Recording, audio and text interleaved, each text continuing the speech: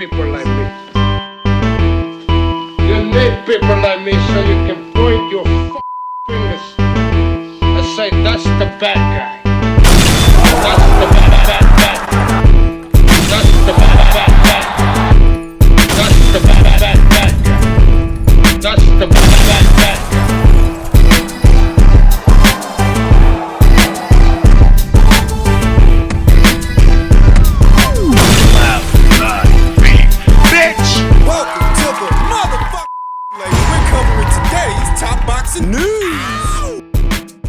Okay, we'll start with this, analyzing some recent tweets from Amanda Serrano, who is set to close out her boxing career towards the end of this year. She said, "As many of you already know, my boxing career is coming to an end soon, but talking to my manager, I reminded him of things we had discussed in the past and goals we had set out for ourselves years ago. To that, I will be coming back to and making happen. I will announce later. With all these great things happening to and for everyone, I don't want to get lost in the sauce." She continued, "Lots of DMs asking about my last tweet. I'm a boxer who has tried mixed martial arts. I'm undefeated in 3 fights there with 2 submissions. Preparing for those fights, I entered a few jiu-jitsu tournaments to put pressure on my ground game and won 2 tournament gold medals. I went 6-0 there with 5 submissions. One of my dreams has always been to win a world title in kickboxing, and now that I'm ending my boxing career, I'm revisiting that want. When it's said and done, I want to be considered a Puerto Rican combat legend, not just a boxer." Well, she already is considered a legend. A living legend who's an active fighter, at least for now, and it looks like she means to stay an active fighter, just not an active boxer. Could this have something to do with MVP's recent merger with PFL? What's set to become the mixed martial arts wing of MVP as a promotion? I mean, it might. The segue is there for Amanda Serrano to transition back into the octagon. Octomom. Though it's important to note that if she transitions to the PFL, well, that's not exactly kickboxing as a sport. For kickboxing, you would need a fighting federation that's more like K1, where Rico Verhoeven fought as a world champion for a good number of years. That specifically is a kickboxing fighting federation. There is still a lot of value in Amanda Serrano's name. The world champion boxer, one of the best boxers the sport has ever seen, dabbling in a different discipline, a different sport. You can still sell that, but for how long does Amanda Serrano mean to keep fighting? It's hard to say. Holly Holm is in her early 40s, and she's still fighting, having went from boxing to MMA, now back to boxing. Amanda's going from boxing to MMA, back to boxing, now potentially kickboxing. What we're talking about is kickboxing specifically, and not mixed martial arts, which requires a more varied skill set. I think her skills as a boxer would translate into kickboxing. You often see kickboxers move over to boxing. The Klitschko brothers did it. Jarrell Miller, he used to be a kickboxer, so was Dillian White. Chris Algieri, he used to be a kickboxer. More famously, Lucia Riker, she did a bit of both. Rico Verhoeven had massive success as a kickboxer before recently migrating over to boxing. So the skills do seem to translate. At least for kickboxers moving over to boxing. Does it work that same way the other way around? You don't often see it. You don't often see boxers go into kickboxing because, well, boxing pays better. That's why they do it. Amanda Serrano's marquee value is such that she can still draw attention in a different discipline. If anything, for her specifically, it would add to the appeal. Though boxing and kickboxing, while having a relationship, are not identical sports. You know about lead foot and taking a bladed stance in boxing and kickboxing, it is a bit different. You don't want to leave your foot out there. Because they're going to kick it. The same way you do in boxing, if you've got your lead foot out there in a bladed stance, that's a strike point. They can kick it. Notice that kickboxers stand a bit more square, which is what they tell boxers not to do. Kickboxers are more likely to give their opponent both shoulders as to protect their lower extremities. So it is an interesting transition. Can Amanda Serrano still make it in her late 30s? She's not exactly a newbie to different disciplines outside of boxing. She's got some experience in jiu-jitsu, some experience in the octagon. Beginner stuff. I think that Amanda's striking will definitely translate. The power in her punches, in her upper body. See how it goes. As this is set to be her final year in the squared circle, we may be seeing her doing something else in the coming year. The other promoters coming forward and saying, hey, Nico, We know you haven't fought, man. Here's a slot on our card. Keep going. Keep fighting a good fight. Where are they? Where are they? Where are they?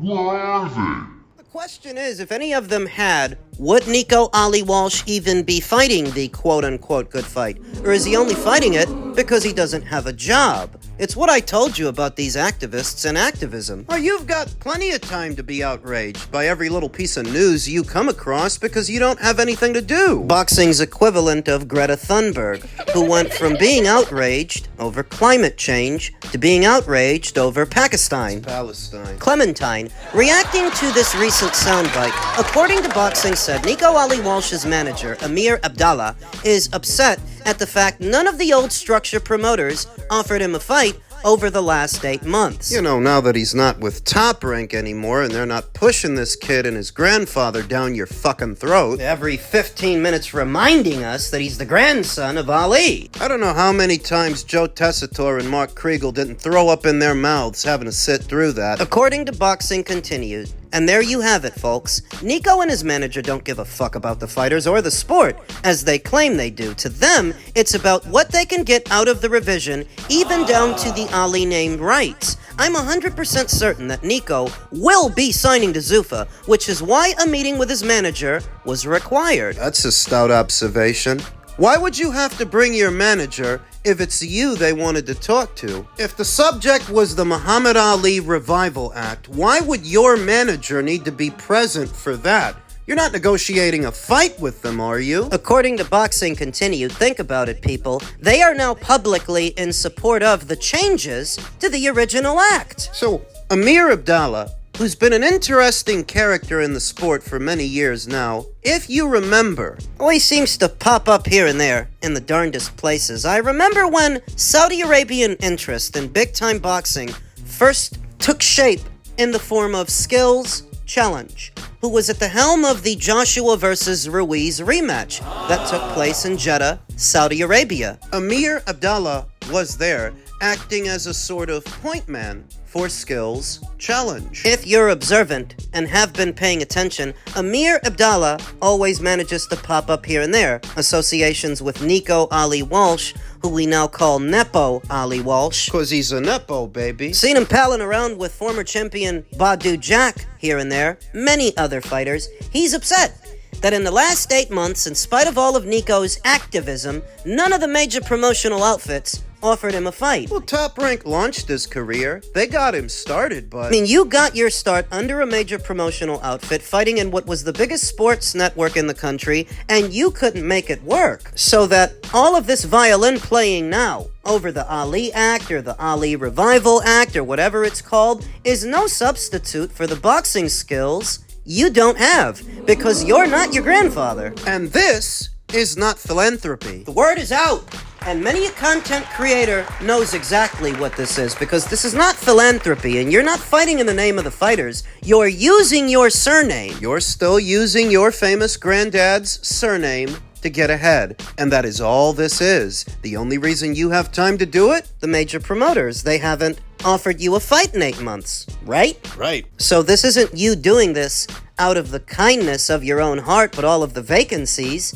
in your schedule. You don't have anything better to do. 26 years old, sporting a professional record of 12 wins with 2 losses and 1 draw. 5 knockouts. Last in action in Dubai against some guy. I don't know how to pronounce that. He's been doing a lot of globe-trotting in the last 12 months. He last fought in Dubai. Before that, he fought some nobody in Manila, in the Philippines. And before that, he fought in Equatorial New Guinea. And he was doing all of this as a promotional free agent because his last fight under the Top Rank banner was in February of the previous year when he suffered his second loss to Juan Carlos Guerra. They cut him loose after that. Can't use you. Gotta shed the excess, get rid of the dead weight, boat's taking on water. And other colorful colloquialisms. So now that's what people are expecting. Because none of the major promotional outfits in the sport offered Nico Ali Walsh a contract or a slot on a show, a fight, he might migrate over to Zuffa. And, you know, I could see Nico Ali Walsh versus Shane Mosley Jr. happening. I absolutely could in the middleweight division, where Nico has campaigned. But of what use is a limited part-time boxer like Nico Ali Walsh to Zuffa? What can they possibly hope to gain from a relationship with him in promoting him? Top Rank couldn't turn him into a superstar, but Zuffa can? Nobody can, but what Zuffa can do is get some good optics from this. Nico Ali Walsh has been the most vocal opponent they have, save Oscar De La Hoya, who also didn't offer Nico a fight, though he probably gave him a ride to that Senate hearing. In an effort to smooth things over with their detractors, maybe they bring Nico Ali Walsh into the fray for a couple of fights, and maybe he loses those fights because he's not that good a boxer. But while he's doing that, they get some good optics out of it, some good press, that look, this guy used to be one of our opponents, but now he's with us, so we can't be that bad. The Muhammad Ali Revival Act, we're working with Muhammad Ali's grandson. So you see the grift, that for Nico Ali Walsh / Nepo Ali Walsh, it was never really about fighting for the fighters. It wasn't about that for Oscar De La Hoya either. For Oscar, it was about fear of competition. He's never gotten along with Dana White, and he certainly can't be happy that he's entering into his domain. That's what it was about for Oscar, not protecting the fighters. And for Nico, Nepo, it was never about fighting for the fighters because they don't need you to fight for them. That's what their managerial teams are for, and their attorneys. Behind every activist is an individual with an inflated sense of self, gone on an ego trip. Don't forget the sunscreen. This was just another vehicle for Nepo Ali Walsh to continue to capitalize off his surname because he's a Nepo baby, and this is little more than nepotism, not philanthropy. I noticed it. So did Boxing Beats and Rhymes. If this were as threatening to the fighters as Nico Ali Walsh makes it out to be, then how come more of them aren't backing him? We're seeing the opposite. We're seeing more and more fighters do business with Zuffa. I see more somebodies in the sport of boxing working with Zuffa than I saw with you, Nico, at that Senate hearing. So maybe this is not what you're making it out to be. And if you're sensing a tinge of disdain from me and the other content creators who've noticed it, it's because this is shameless. It's a grift.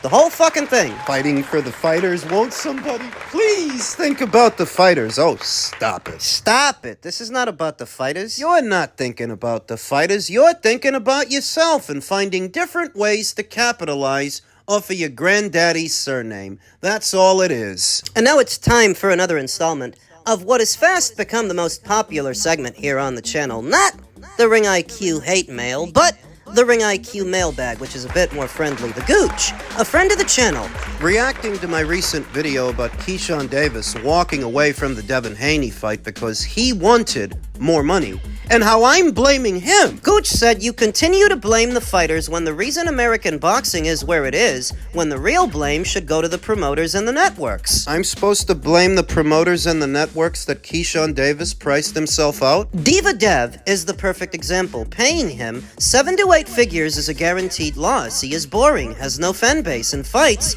like a bitch. But the promoters continue to pay him crazy money. Yeah, but he continues to ask for it. So at what point do you blame him? The promoters are not obligated to pay him that much, but they choose to do it. Put him on the fucking shelf until he accepts less. Also, the networks have to hold the promoter accountable.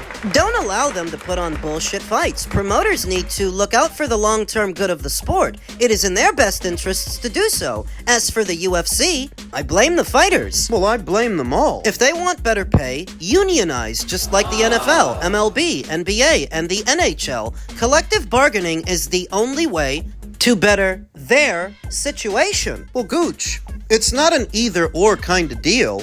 You can blame the promoters and the network for caving to these fighters' demands. I've literally said that myself. While also blaming the fighters for making those demands. Because it's always supposed to work out to where they make more money. Money they're not good for, money they don't generate, and yes, to some degree, the promoters and the networks are to blame. But so are the fighters. They don't want to do anything unless you pay them a fortune to do it. And we can blame them for that, for their overinflated senses of self. I had a conversation during one of the live streams just the other day about how we got to this point, and you can literally pinpoint most of the inflation you see in the American boxing space to one singular moment. The inception of the PBC and the $500 million Al Heyman blew from Waddle and Reed. He gets all that money from Waddle and Reed, not even counting what networks ended up giving him later on in terms of a budget, and he overpays his stable of fighters. He overpays them to fight in safe, uninteresting fights, layups. Why? It was the only way to keep them loyal. It was the only way to prevent them from going to some other side of the street. He didn't do it out of the kindness of his own heart. He did it so that they wouldn't go over to Top Rank for an opportunity, or Golden Boy for an opportunity, eventually Matchroom. That's where the inflation starts. The inflation continues when DAZN debuts in America some years after the inception of the PBC, and by then, the market was already inflated. What fighters were getting for a fight, What they were expecting, so to keep up with the Joneses, DAZN compounds upon that problem. they start overpaying fighters too. They paid Mikey Garcia $7 million, for Jesse Vargas, Jose Ramirez $4 million, for Mighty Mo Hooker. They blew millions on Devin Haney. So of course, there is some blame that you can assign to the promoters and the networks, because they have their role to play in all of this, but so do the fighters, because they're the ones expecting an arm and a leg to do their job. They're the ones expecting money they don't generate, money they're not good for, and if you don't get it to them, they don't fight. So what a Devin Haney expects to make from a fight has everything to do with the millions DAZN wasted on him. And I get that. But when it comes to Keyshawn Davis is not now where Devin Haney is, and he's already got those same kinds of demands. So who are we supposed to blame if not him? Keyshawn Davis, at the very most, is a $2 million fighter, at the very most, and rumor has it what he wanted for the fight was $5. where does he even get a number like that? Rumor has it that he was advised by his manager, Jay Prince, to accept the initial $3 million he was offered for the fight, which I think sounds like a square deal. Even your own people thought $3 million made sense, but you wanted more. You wanted more than that. So when the whole goddamn thing falls apart, we can't blame Top Rank for it, because Top Rank didn't overpay him. We can't blame his manager. His manager told him, take the $3 million. He wanted to hold out for $5. I don't know where he expected it to come from. Maybe he thought if it goes to a purse bid, Turkey LL Sheik would bid on the fight, and he would get it that way. He was wrong, and now he's up Schitt's Creek without a paddle. His stock is at an all-time low, so who would you blame for that, if not him? It's not even just this. What happened in the Edwin De Los Santos fight? Deliberately missing the weight, getting the whole goddamn main event canceled. You can't blame Top Rank for that, can you? You can't blame his managerial team. Who would you blame for that, if not him? Fast forward to expecting $5 million for a Haney fight. Your own people told you to take the 3. Top Rank didn't overpay you. They didn't kick out the 5, and when you didn't get it, you didn't fight. So who would you blame for that, if not him? Near as I can tell, he's directly responsible for all of it.